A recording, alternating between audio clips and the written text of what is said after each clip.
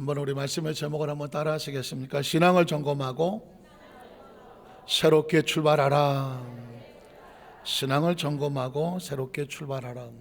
해마다 마지막 이런 시기가 오면 아까 우리 장로님 기도하실 때도 유종의 미가 뭐예요? 마지막에 그 마지막에 아름다움을 거두어야 그 한 해를 잘 산 거 아니겠습니까? 또 하나 비슷한 의미로 쓰여지는 게 뭐가 있냐면 온고이 지신 하는 사자성어가 꼭 해마다 마지막 때가 오면 고백을 하죠.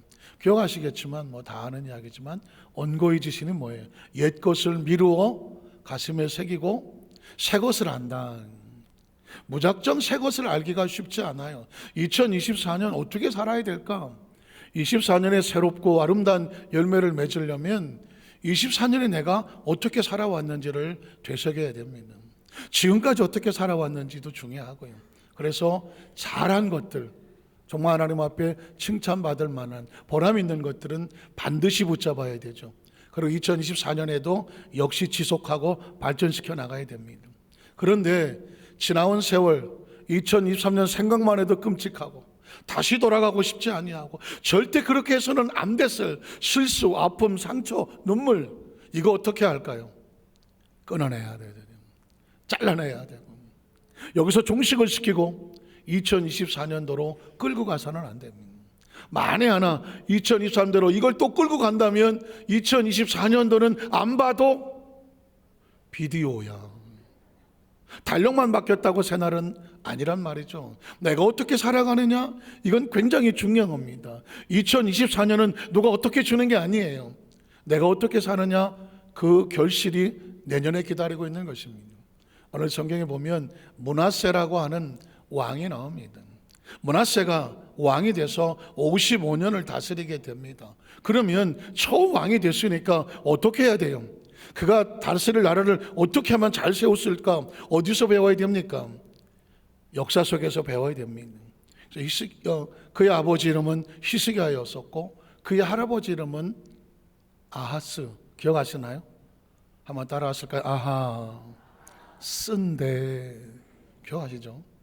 왜 쓴데 그랬을까요? 그는 왕이 되자마자 하나님 앞에 예배하던 것, 성전, 제사, 또 그들이 드렸던 11조, 예물, 절기, 유월절 다 무너뜨렸습니다. 왜 그랬을까요?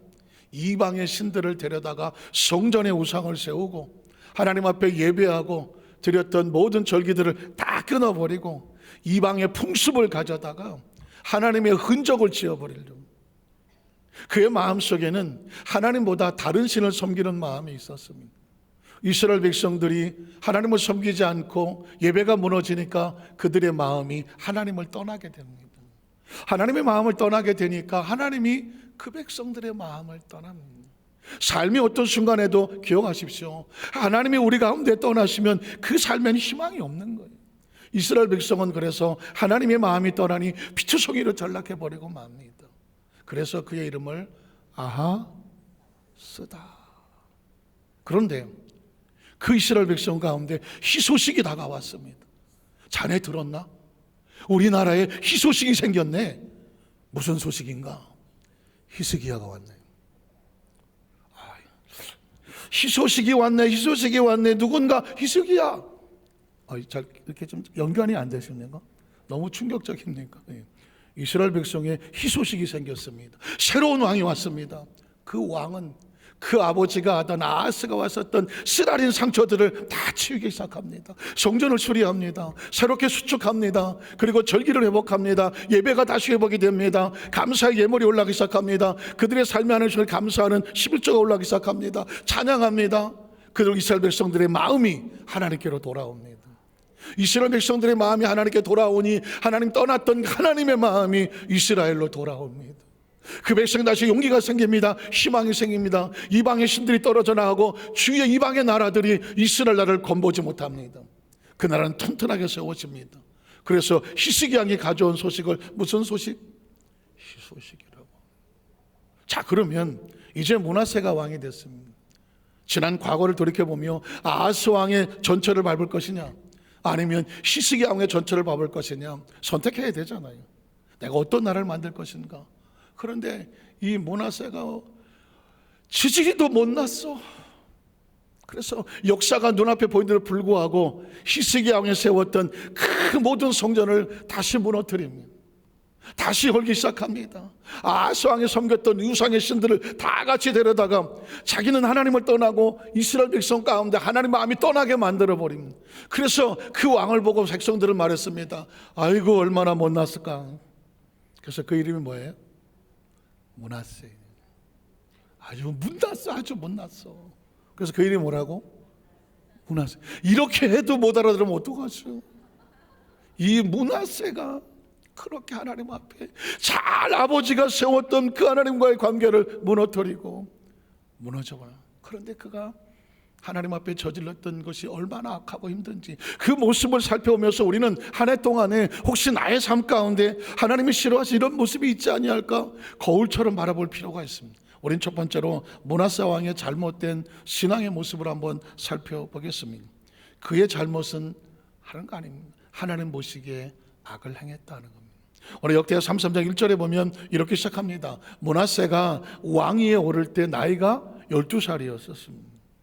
그런데 안타깝게도 그가 예루살렘에서 55년을 다스립니다. 많이도 다스렸죠. 시간이 중요하지 않습니다. 그 왕이 어떤 왕이 되느냐, 리더자가 어떤 리더냐에 따라서 그 나라의 운명이 보이는 겁니다. 그 백성의 운명이 보이는 겁니다. 그 나라에 태어날 다음 세대의 생명의 운명과 미래가 보이는 겁니다. 과연 므낫세는 55년 동안 무슨 짓을 했을까요? 그 다음 절을 보면 야훼 보시기에 뭐를 행합니까? 악을 행했습니다. 여기서부터 이미 하나님의 마음은 이스라엘을 떠나기 시작하는 겁니다. 여러분 보십시오. 가정에, 사업에, 직장에, 공동체에 리더 하나가 하나님 앞에 어떤 관계에 이루냐에 따라서 그 단체가 무너지기도 하는 겁니다. 가정이 파탄나기도 하고 사업이 무너지기도 하고요, 공동체가 무너지기도 하고요, 나라가 위기를 만나게 되면 리더자 하나가 이렇게 중요한 겁니다. 사실 나라의 리더 대통령 하나 문제가 아닙니다. 우리 모두는 각 가정의 리더가 아닌가요? 부모가 아닌가요? 할머니 할아버지 아닌가요? 누구의 자식이 아닌가요? 어느 가정에, 어느 사업의 직장에, 어떤 단체의 리더들 아닌가요? 소속자들 아닌가요?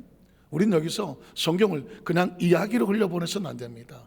지금 이 시점에서 나에게 주시는, 우리가 사느냐 죽느냐 성경을 통해서 우리 주시는 말씀의 메시지로 받아야 됩니다.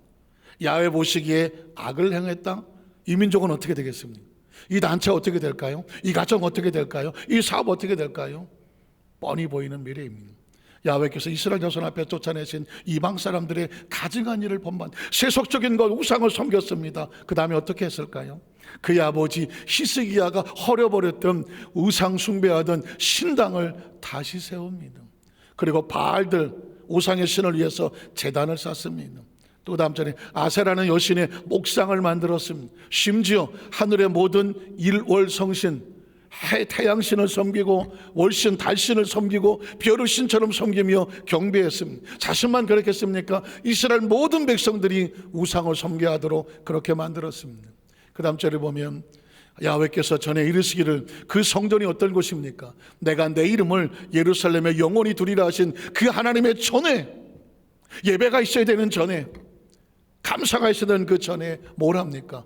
우상신을 섬기는 제단들을 쌓고, 또 야훼 전투마당에 하늘의 별, 하늘의 달, 하늘의 별들을 위해서 제단, 우상으로 도배를 해버린 이야기는 뭘까요? 하나님께 예배드릴 수 있는 그 모든 통로를 끊어버리는 거예요.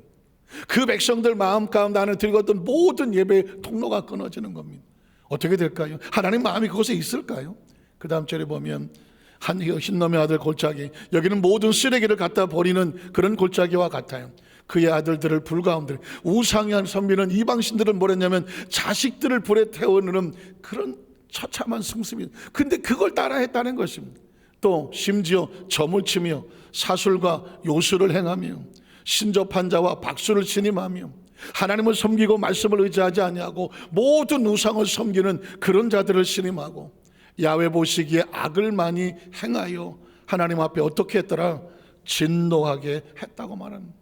그 결과가 눈에 보이지 않습니까? 그 다음 절에 보면 또 자기가 만든 아르색인 목상을 직접 만들어서 하나님의 전에 세워놓고 하나님을 대신하여 섬기게 만들어. 이 성전이 어떤 성전입니까?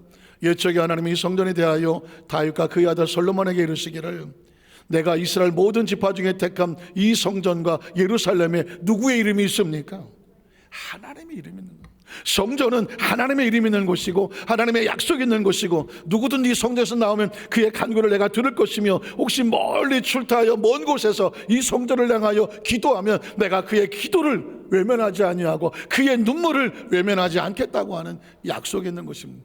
근데 그것을 무너뜨리고 더럽히려고 거기에 온갖 잡신들을 갖다가 세워놓았습니다. 그래서 므낫세를 백성들이 뭐라고 말하는 것입니까? 아이고 지지리도 그런 겁니다. 인생은 딴 거 아닙니다. 하나님과 관계를 스스로 무너뜨리려고 하는 삶은 못날 수밖에 없는 겁니다. 그래서 그 다음 절에 보면 만일 이스라엘 사람이 내가 명령한 일들을 곧 모세를 통하여 전한 모든 율법과 규례와 그 율례를 지켜 행하면 어떻게 됩니까? 내가 그들의 발로 다시는 그의 조상들에게 정한 땅에서 옮기지 않게 하리라. 그 영토를 지키겠다, 나라를 지키겠다, 가정과 사업과 직장과 너의 삶을 지키고 보호하겠다는 하나님의 약속이 있는 것입니다. 그런데 그것을 무시해버렸습니다. 하셨으나 유다와 예루살렘의 주민이 므낫세 이 못난 왕의 꾀임을 받았어. 왕이 저러고 나서니까 그런가? 백성들의 마음속에 하나님을 섬기던 마음을 다 잃어버리고 뭘 행했습니까? 악을 행한 것이.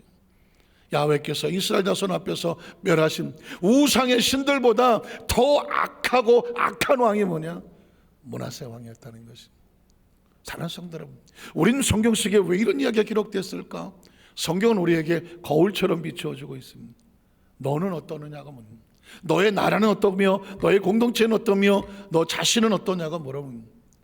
우리의 지나온 삶을 돌이켜보면서 혹시라도 나는 하나님 앞에 온전히 행했나라는 이걸 점검하는 건 굉장히 중요합니다. 왜냐하면 기억하십니까? 돼지우리에 있던 돼지를 아무리 깨끗하게 씻어서 안방에 갖다 놓아도 돼지는 안방을 뭐로 만든다? 돼지우리로 만듭니다. 그의 생각과 사고가 습관이 변하지 아니하면 아무리 환경을 바꿔 놓아도 또 엉망진창을 만들어 놓는 거예요. 새해가 됐다고 해서 예전에 갔던 그 악한 습관과 그 모든 모습을 가지고 또 새해를 들어가봤자 달력만 바뀌었지 내 삶은 똑같아지는 거거든요. 혹시라도 나는 내가 하나님 앞에서 악을 행한 것은 없나? 나의 삶에 부족한 것은 없었나? 이걸 철저하게 여기서 끊어버리고 가야, 그래야 새해 희망이 있는 겁니다.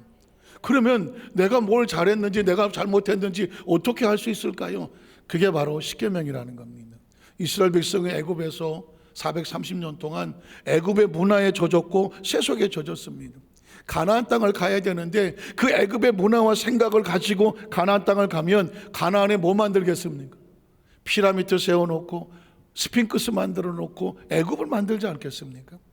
우리가 어떻게 살아야 됩니까? 2023년 잘 살아왔는데 2024년 어떻게 사는 게 잘 사는 걸까요? 우리의 삶의 생각과 사고를 바꾸는 게 십계명인 거예요. 이게 하나님께서 원하시는 거다.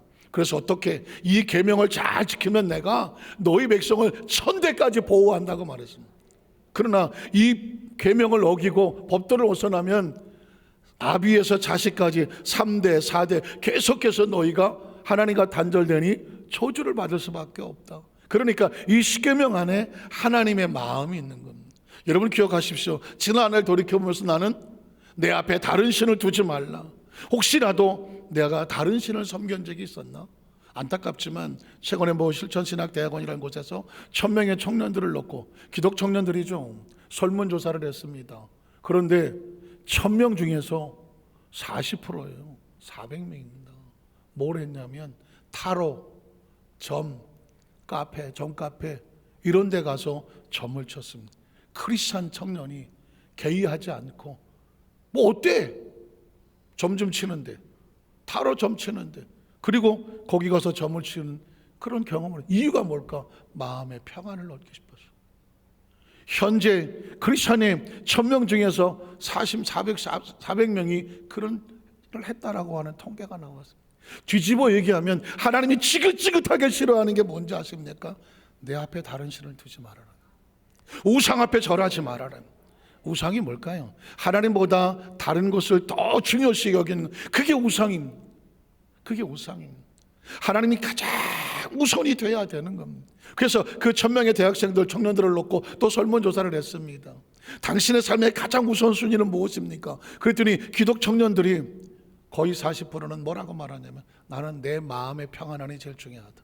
나는 내가 제일 중요하다. 그리고 또 두 번째 중요한 게 뭘까요? 가족이 중요하다. 세 번째 중요한 게 뭘까요? 신앙이다. 어떻게 보면 뭐 그럴 수도 있을 것 같지만 보십시오. 지금 이 시대의 다음 세대 청년들의 마음속에 하나님이 중요하지 않아요.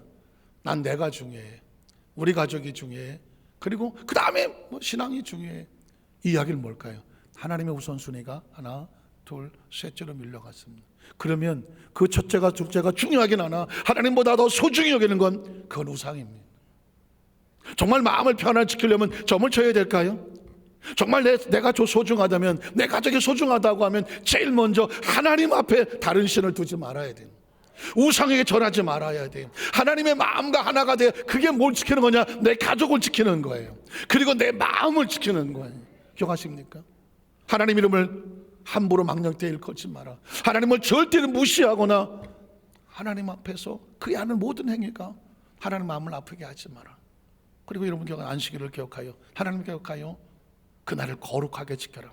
하나님 앞에 예배를 드리는 것은 목적이 딴 게 아닙니다. 내 생명의 주인이 누구입니다? 주인은요, 내 생명의 주인이 하나님입니다. 이걸 고백하는 거예요. 우리가 어려운 가운데서 11절을 드리는 것은 내 물질의 주인은 하나님입니다. 내 공급은 하나님이 합니다. 이걸 하는 신앙 고백이에요. 내가 뭐 바쁘면서 못 나올 수도 있고, 내 시간 나면 나갈게요. 이건 누가 주인입니까? 내 생명의 주인은 내가 주인이에요. 내 생명은 내가 알아서 할게요. 이야기와 같습니다. 그러면 그 생명은 하나님과는 관계가 없는 겁니다. 그 설문조사를 하면서 그 10장 때문에 마지막 결론은 그렇습니다. 이 시대에 진정한 크리스찬을 찾아보기 어렵다. 교회가 수천 명 수만 명 늘어나는 이게 교회 성장인가? 그 안에 40%가 예수를 믿지 않아. 구원의 확신이 없어. 그리고 다른 종교에도 구원이 있을 수 있지 라고 생각해. 그러면 그 40%는 크리스찬이 아닌가. 그러니까 교회 숫자가 문제가 아닌 거예요. 40%는 크리스찬이 아닌 거예요. 진짜 교회의 성장은, 교회의 부흥은 딴 게 아닙니다. 그 40% 숫자가 줄어들어야 되는 거예요. 진짜 예수 믿는 사람이 가득 차야 되는 거예요. 100%가 되어야 되는 거예요. 예수님을 그대로 믿으시면 아멘 하시기 바랍니다. 우리 암스목 안산교회 성도들 평생을 예수 믿는다고 교회를 다녀놓고 나중에 내가 예수 믿었나? 나 구원 확신이 있나? 그건 뭐 예수만 보고 믿어야 돼? 다른 데 믿어도 예수. 이렇게 된다면 크리스찬은 정말 아닌 겁니다. 그래서 하나님께서 십계명을 치면서 몸부림을 치시면서 외치고 있는 거예요. 하나님의 나를 소중히 여겨라. 그럼 네가 땅에서 잘되고 장수하게 될 거다. 부모를 공경하고 미워하지 살인하지 말고 가늠한 정욕에 빠지지 말고 이웃을 내가 거짓 증거하지 말고 도적질하지 말고 이웃의 것을 탐내지 말아라. 너희 삶의 거룩함을 지켜라. 너희 삶의 순수함을 지켜라. 하나님의 자녀다운 이 삶의 모습을 회복을 해라. 십계명은 우리의 삶을 걸림돌을 주려고 하신 것이 아닙니다. 우리를 어떻게든지 살려내시려고 하는 겁니다. 최근에 혹시 여러분 보셨는지 모르겠지만 어느 TV 뉴스에서 10대 아들을 둔 어머니가 피투성이로 눈물을 흘리고 통곡하는 기사가 하나 나왔습니다. 10대 아이인데 어느 날 한 일주일 동안 이제 부모가 어디 갔다 왔대요. 그런데 그 이후 한 몇 개월 지나서 이렇게 보니까 애가 잘 안 보이는데 얼굴이 수척하고 얼굴이 누렇게 떠갖고 거의 폐인처럼 돼가더랍니다. 얘가 왜 이러나 알고 봤더니 친구들하고 어울려서 마약을 하기 시작한 겁니다. 처음에 뭐 별거 있겠어, 이거 재밌겠는데 이게 나한테 큰 무슨 데미지를 주겠어? 친구들과 어울려서 너도 해봐 마약을 맡게. 여러분 아시겠지만 마약은 한번 몸에 들어오기 시작하면 끊임없는 중독성을 가지고 있기 때문에 마약을 계속 투약하지 않으면 몸은 계속 피투성이로 말라가는. 결국 이 어머니는 이 아이를 데리고 온갖 병원 정신과를 다 돌아다녔지만 고치지 못합니다. 마약 외에는 방법이 없는 거예요.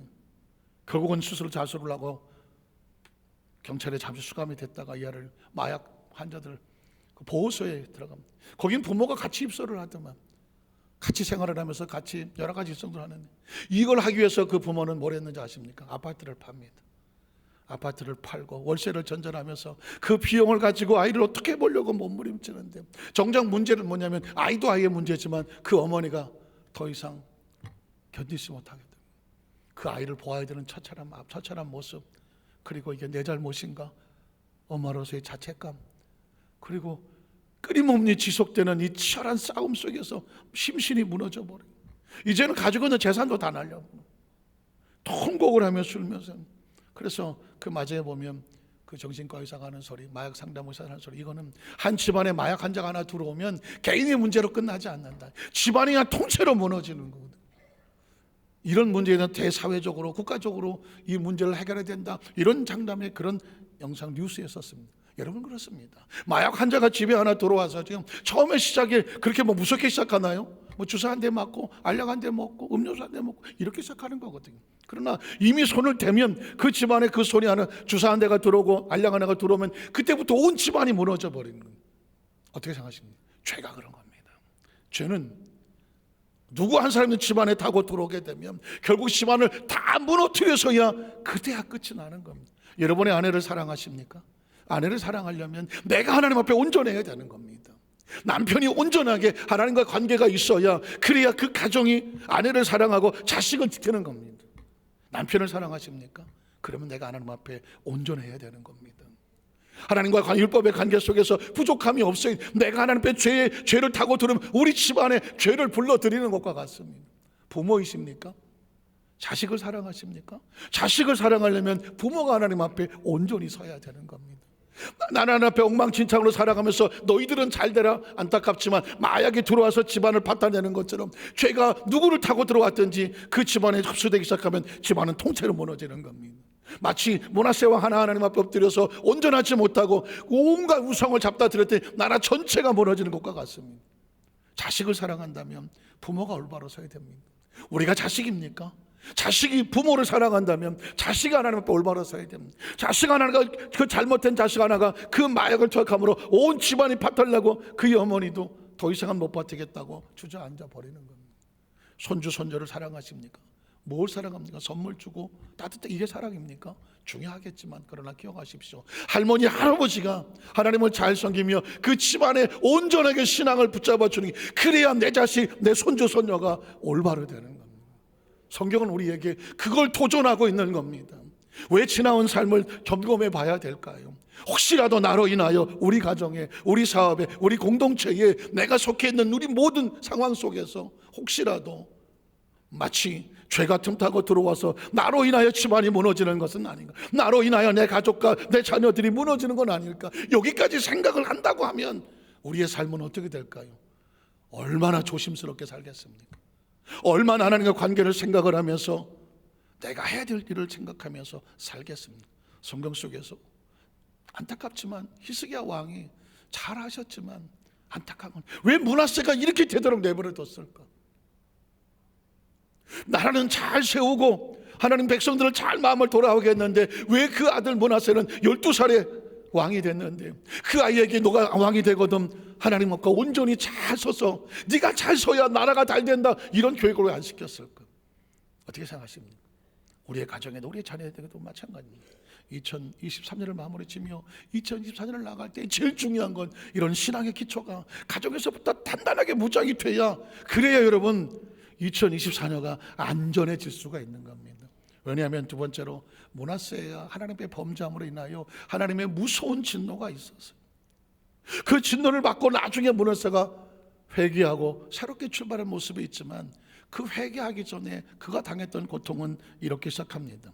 10절 이하를 보니까 야훼께서 므낫세와 그의 백성에게 이르셨으나, 하나님께서 므낫세 그 백성을 버리지 않으시고 그들을 어떻게든지 내 안에 돌아오게 말씀을 전했습니다. 그렇지만 그들이 뭐 하지 않습니까? 듣지 않습니다. 거부합니다. 나 바빠요. 내 사정을 모르셔서 그러는데요, 전 그렇게 한가하게 주일날 교회 나와서 앉아있을 그런 시간이 없어요. 뭐 자식들이야 지네들 알아서 하겠지, 내가 뭐 여기까지 교육시켜주면 되지, 뭐 내가 걔들 이제까지 책임져야 돼요.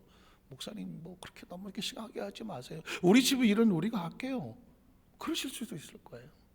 오늘 하나님께서 므낫세 이스라엘 백성들에게 너희가 그렇게 살면 안 된다라고 했지만 그들이 듣지 않았습니다. 듣지 않으면 끝입니다. 그래서 어떻게 됩니까? 그 다음 절에 보니까 하나님께서, 야훼께서 아수르 왕의 군대 지휘관들이 와서 히스기야 왕이 하나님 본대로 섰을 때 그 이방의 신들을, 이방의 군대를 다 막아서 나를 지켜주셨는데 므낫세가 하나님과 관계가 무너지니까 하나님께서는 그 이방의 군대가 쳐서 들어오게 만들어주셨어요. 그리고 다음 절에 보니까 그들이 므낫세를 사로잡혔습니다. 므낫세는 몰랐을 겁니다. 자기 힘으로 왕이 된 줄 알았을 겁니다. 재수가 좋고 운이 좋고 능력이 있어서 내가 왕이야 했을지 모릅니다. 그러나 그 자리는 하나님이 지키지 않으면 언제든지 무너질 수 있는 곳이었습니다. 므낫세는 무너졌습니다.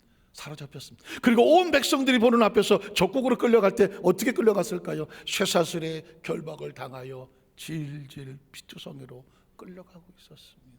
왜 그랬을까요? 하나님과의 관계에 무너지고 하나님 말씀을 듣지 아니한 결과였습니다. 그 상태로 바벨론으로 질질 끌려갔다는 것입니다. 왜 이 시간에 여러분 제가 이렇게, 어쩌면 제가 이때까지 우리 여도수모 안산교회 성도들 앞에서 설교한 가운데 가장 강력한 설교였을지 모릅니다. 여러분, 아내를 사랑하시면 남편이 올바로 서야 됩니다. 남편이 올바로 잘 세워져야 아내를 지키고 자식을 지킵니다. 당신이 아내를 사랑하십니까? 가장입니까? 그러면 가정을 하나님 앞에 올바로 서십시오. 제가 마치 하나님께서 므낫세 이스라엘 백성에 외치는 것처럼 외칩니다. 왜 그럴까요? 한 사람도 이렇게 그 주어졌던 축복을 잃어버려서는 안 되니까. 잃어버려서는 안 되니까. 쇠사슬에 끌려서 질질 끌려가야 되는 이런 수치와 아픔을 겪어서는 안 되니까. 우리 여도수모 안산교회 성도들은 한 사람도 그렇게 살아서는 안 되니까. 얼마나 소중한 인생을 여기까지 달려왔습니까? 어떻게 믿음 지키며 달려왔습니까? 오늘날 크리스찬 가운데에 지금은 숫자가 중요하지 않아요. 누가 예수를 진짜 믿느냐입니다. 이런 마태복음 25장에 열천의 비유를 보십시오. 수도하고 있지만 10명이 다 신부였어요. 10명이 다 기회가 있었습니다. 그러나 혼인잔치에 들어간 사람은 50%였었습니다. 절반이었습니다. 양과 염소의 비유 보면 절반이었습니다. 달란트의 비유 보면 사명을 받은 사람 중에서 하나님 칭찬을 받은 사람은 66.6%, 한 달러도 받은 33.3%는 주저앉아 버렸습니다. 옥토밭을 가면, 씨 뿌린 비를 가면 더 심각합니다. 똑같은 밭에다 씨를 뿌렸지만, 똑같은 씨를 뿌렸지만 옥토는 25% 4분의 1이었습니다. 이 이야기는 뭐냐면 전부는 아니라는 겁니다. 전부는 아니라. 하나님 말씀을 하셔도 므낫세처럼 듣지 않는 사람은 듣지 않더라. 그래서 제가 오늘 마지막 2023년 마지막 주일 예배를 피를 토하듯이 물 건너 생명줄을 던지는 것처럼 우리 성도들에게 외치는 겁니다. 가정을 지키십시오. 여러분의 아내와 남편을 지키십시오. 자식을 지키시고 자신의 자손들을 지켜내십시오. 방법은 하나, 하나님의 마음을 떠나지 않게 하십시오. 하나님의 마음이 안으로 돌아와야 됩니다. 지금 우리가 안전하고 있는 건 우리 힘으로 안전한 게 아닙니다. 이스라엘 백성이 그 당시에 안전했던 것은 이스라엘 백성의 국력이 아니라만 왕이 뛰어나서가 아닙니다. 하나님이 막아주셨기 때문입니다. 므낫세가 하나님과 관계를 허물어뜨려 버리니까 국정은 맥없이 무너지고 아수르 왕이 쳐들어와서 므낫세를 끌고 바벨론으로 가는 겁니다. 그래서 그 다음 절에 보면 므낫세가 회개하고 새롭게 합니다. 그래도 므낫세는 아무리 못났지만 이 사람은 회복의 기회를 얻습니다. 그 다음 절에 보니까 그가 환난을 당하였을 때 그의 하나님은 야훼께 뭐하고? 간구하고 얼마나 처절하게 부르셨겠습니까? 그 비참한 수치를 당하고 나라를 잃고 그리고 왕위를 잃고 쇠사슬에 묶여서 남의 나라에 그 감옥의 지하에 처박혀서 그는 그때서야 비로소 회개하고 간구하고 그의 조상도 하나님 앞에서 크게 겸손하고 이게 내가 하는 게 아니구나 하나님 앞에 엎드리고 그리고 기도합니다. 그런데 하나님이 그의 기도를 받으시며 그의 간구를 들어주셨어요. 하나님께서 원하는 것은 사람을 피투성이로 만들고 망신을 주고 고통당하는 그렇게 희열을 느끼는 그게 하나님의 목적이 아닙니다. 너무 아프고 힘들지만 그렇게 해서라도 므낫세의 마음을 하나님께로 돌려야 누가 삽니까? 그 백성이 살기 때문입니다. 저는 여러분에게 이렇게 맞고 환난을 당하기 전에 아예 근처도 가지 말자는 겁니다. 근처도 가지 해봤잖아요. 환난 당해봤잖아요. 모든 거 잃어봤잖아요. 안 잃어보셨어요? 다시는 가고 싶지 않잖아요. 어떻게 하시겠습니까? 그래서 우리는 또 다시는 가면 안 돼요. 그래서 어떻게 반드시 지금 주어진 걸 지켜내고 하려면 내가 이 자리를 지켜야, 하나님의 자녀신 자리를 지켜내야 뭘 이길 수 있습니까? 가정이 지켜지고, 부부가 지켜지고, 부모 자식이 지켜지고, 형제가 지켜지고, 그리고 우리의 자녀 자손들에게도 그들이 내가 부모를 어떤 이런 부모를 만났을까, 내가 어떤 이런 할머니 할아버지를 만났을까, 나중에 그들이 땅을 치지 않을 수 있는 것은 바로 지금 이 세대가 우리가 하나님 앞에 올바로 서야 되는 거예요. 그가 예루살렘에 돌아와서 다시 왕위에 앉게 됐어. 하나님 회복을 시켜주셨어. 므낫세가 그제서야 야훼께서 하나님이시구나, 하나님 알았다라는 거예요. 이야기는 왜 그랬을까요? 그의 아버지 히스기야가 있었고 그의 할아버지 아하스가 있었는데 불구하고 정작 이 므낫세는 하나님이 누구인지를 몰랐어. 누구인지를 몰라. 그러니까 이 시대 속에서 가장 중요한 것은 성도가 하나님이 하나님인 줄을 아는 게 중요해. 예수님을 구주로 믿으시면 아멘 하시기 바랍니다. 정말 예수님을 구주로 믿으시면 아멘 하시기 바랍니다. 온 가족이 예수를 믿었다고 한다면 진짜 예수를 믿어야 돼. 교회 다니는 거 가지고 안 돼. 나 신앙생활한 이거 갖고 안 돼. 크리스마스다 이거 갖고 안 된다니까요. 내 생명의 주인이 하나님이시고 예수 그리스도를 말로 구원받고 이 땅에 세상 사람이 못 알아주고 그래도 나는 주님의 뜻대로 살아가고 난 믿으며 살고, 먼 훗날 뒤돌아봤을 때 아까 성가대 찬양가처럼 내 평생 살아온 길 뒤를 돌아봤더니 이 모든 것이 주님의 은혜라고 그분의 손을 붙잡아야지. 내 짧은 내 인생 후회로 끝내서 되겠습니까? 짧은 인생은 정말 짧아요. 난 태어나서 처음 아까 성가대한테 노인이라는 소리 들어봤어. 나 처음 들었어. 그 충격을 이걸 어떻게 참아야 되지? 난 아직 중년이다. 그런데 어떤 분이 노인이에요. 와, 얼굴은 좀 빤빤하지 않습니까? 한 80kg 넘는 사람들은 절대 주름이 없어요. 야, 근데 가만히 생각하니까 난 손주도 없는데, 우리 아들은 장가도 안 갔는데 노인 소리 듣기는 억울하다. 요즘 한 70 돼야 뭐 넘어야 뭐 그렇지. 어쨌든 간에 순간 저한테 인생이 그만큼 흘렀구나. 인생은 빠르구나. 이 이야기를 누군가 해주지 않으면 어느 날 덜커덕 80되고 덜커덕 90되고 내일 모레네. 왜 말씀이 필요할까요? 왜 예배가 가면 하나님 말씀이 우리에게 외쳐질까요? 때로는 목자와 같이 제사장과 같이 괜찮아요, 힘내세요, 용기를 가지세요, 격려가 위로도 필요해요. 그러나 선지자와 같이 목숨을 걸며 아니요 하나님께로 돌아오시오, 그렇게 머뭇머뭇거리다간 큰일 납니다 하고 목숨을 걸고 돌아오라고 외치는 광야에 부르짖는 소리가 있어야 돼. 저는 오늘 시점에 2023년을 이대로 보낼 수는 없다. 우리가 회개하고 돌아서고, 잘하시는 분들은 더 열심히 잘하고, 저는 이 설교를 우리 여도소 안산교회 여기서만 하지 않습니다. 안산에 있는 모든 교회, 아니 대한민국의 모든 교회, 아니면 전 세계에 있는 모든 교회 크리스천을 향하여 돌아오시오. 100%가 되시오. 적당히 신앙생활 하지 마시오. 마지막 날에 누가 천국의 그 잔치의 주인공이 되는 일은 지금 우리가 성의 기름과 등불을 준비하는 데 있는 거예요. 저는 그걸 외치고 싶은 겁니다. 그러기 위해서 여러분 목표를 세우셔야 돼. 내가 내년에는 반드시 내가 거룩하게 살겠다, 성결하게 살겠다, 십계명을 지키며 살겠다. 목적이 머릿속에 박혀 있어야 돼. 그래야 유혹을 이길 수가 있으며, 가지 말아야 할 것은 안 갈 수 있으며, 하지 말 것은 하지 않을 수가 있습니다. 제가 여러분에게 간증 하나 될 것을 드리고 말씀 마치는데, 제가 그 전에 영산신학대학원 다닐 때 그런 얘기 했잖아요. 1학년, 대학원은 3년을 다니는데 1학년 마치고 이제 올해 이기 선배가 졸업식을 한단 말이죠. 졸업식을 하는데 그냥 뭐 졸업식 하는 거지 뭐. 참석을 했다가 깜짝 놀라는 장면을 봅니다. 이기 선배 중에 한 분이 그때 학생회장이었던 분인데 그분이 상을 4개를 받는 거예요. 그것도 그때 당시 대학원 원장이 조인겸 목사님이 원장이실 텐데, 천하의 조인겸 목사님 앞에 나가서 상을 4번을 받아. 그 4번을 다 악수를 해. 야, 제가 20대 때니까, 20대 말이니까, 20대니까 그 장면이 엄청나지 않겠습니까? 조 목사님 우리가 뭐 가서 가까이 얼굴도 뵈기도 어려운 상황이었는데, 근데 제 마음속에 무슨 소원이 생기냐면, 내가 졸업할 때는 저 자리는 내 자리다. 여러분도 가시는 거예요? 갑자기 경쟁이 많아지네. 저 자리는 내 자리다. 제가 마음에 소원이 생겨.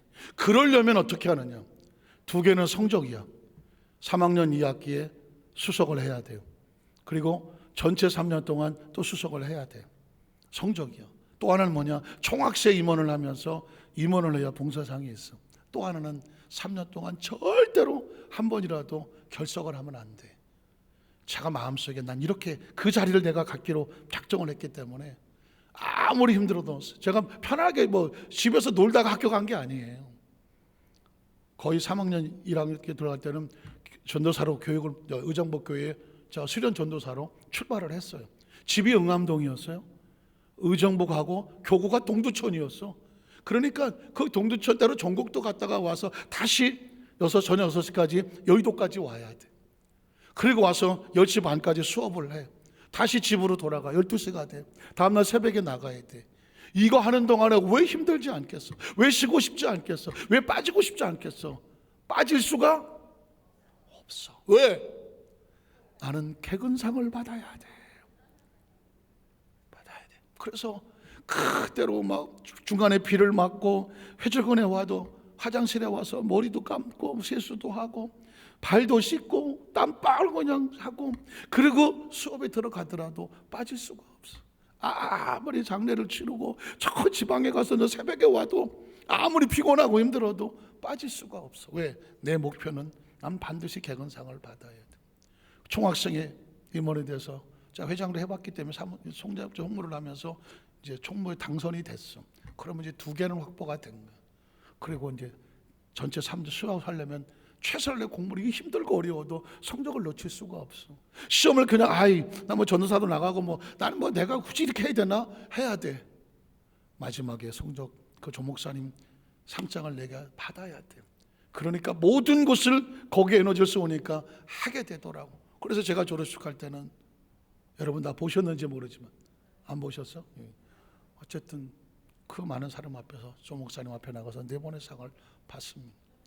그게 제 머릿속에 하나님께 우리 감사하군요. 제가 이거를 왜 잊어버리지 않냐면요, 마찬가지예요. 새해를 출발하면서 난 2024년을 뭘 할 건가를 생각해요. 여러분이 세워있어. 난 2024년을 절대로 주의를 놓치지 않겠다. 예배를 놓치지 않겠다. 작정을 해야 아무리 힘들고 어리고 바쁜 일 있어도 예배가 우선이 돼. 개근상정을 마음에 목정하는 사람이 포기하지 않아. 그거 만두고 빠질 수도 있지. 이렇게 생각하는 사람은 절대 개근상장을 받을 수는 없어. 그래 하나님 앞에 착하고 충성된 일꾼이라고 난 하나님 앞에 아주 좋은 성적을 받고 싶다. 이렇게 하는 사람이 믿음의 좋은 성적을 위해서 노력을 해. 난 봉사상을 받고 싶다. 하나님 앞에서. 그래서 그렇게 하는 사람이 열심히 내가 주일도 성수하지만 봉사처를 찾아서 봉사를 하면서 소망을 가지며 그래야 봉사상을 받을 수가 있어요. 여러분 보십시오. 제 머릿속에 4개의 소원을 품었더니 아무리 힘들어도 하게 되더라고요. 그게 없으면 막연했을 거예요. 2024년을 출발하면서 저는 우리 여덟 만자께 성도들에게 예배의 소망을 두고 목표를 세우시고 봉사의 목표를 세우시고 여러분 하나님의 관계 속에 목표를 세우시고 난 반드시 내가 영혼을 건져내겠다. 내가 맞는 사람을 놓치지 않겠다 라고 하는 전도의 목표가 있어야 내 앞에 지나간 사람을 그냥 보내지 않아. 저 영혼을 내가 건져내겠다는 소망이 있어야 그 영혼을 붙잡고 한마디라도 전도를 하게 되고 찾아가게 되고 커피라도 한 잔 사주게 되고 시작 한번 되면서 그 영혼을 불쌍히며 견뎌내고 이게 목표라는 거예요. 그렇게 열심히 한 사람이 나중에 1년을 뒤돌아보면 손에 쥐는 게 있는 거예요. 내가 하나님 앞에 이렇게 했습니다. 내가 잘하였도다. 착하고 충성된 종은 그냥 땅속에 처박아 두고 뭐 이래도 한 세상 저래도 한 세상인데 뭐 이렇게 어렵게 생각해 하고 한 사람은 아무것도 안 한 사람은 나중에 와서 그냥 막 열심히 교회 다녔어요. 내가 너에게 많은 것을 맡겼는데 너는 무엇을 하냐라고 묻는 거죠. 말씀을 정리합니다. 어느덧 2023년 12월 31일 한 해가 마무리졌습니다. 오늘 저녁부터 송구행선 출발하면서 새롭게 2023년 출발할 겁니다. 달력만 바뀐다고 해서 해는 바뀌지 않아요. 여러분 의식과 사고가 바뀌어야 됩니다. 생각이 바뀌어야 되고요. 꿈이 바뀌어야 되고 목표가 바뀌어야 돼요. 나는 앞으로 남은 인생을 절대로 헛되로 살지 않겠다. 허튼 시간, 허튼 만남, 허튼 행동, 허튼 말 하나님 보시기에 악을 향할 만한 것들은 다 끊어버린다. 어떻게든 넘어가지 않겠다는, 반드시 거룩함을 지키고 순수함을 지키고 크리스천의 자리를 지키고, 그리고 성령과 동행하는데 그 어떤 거 방해되는 걸 용납하지 않겠다 작정을 결단하시고 그리고 출발하셔야 돼요. 그래야 그 많은 것을 이겨내갈 수 있는 그 마음에 소원이 생기고 열정과 열망을 성령 지켜주실 줄로 믿습니다. 2024년도 저와 여러분이 내 생에 정말 예수 잘 믿었다, 열심히 봉사했다, 정말 내가 하나님 앞에서는 최선이다, 그렇게 한 해를 멋지게 만들어갈 수 있는 저와 여러분 되시기를 주의 이름으로 축복합니다. 기도하겠습니다. 하나님 아버지 감사합니다.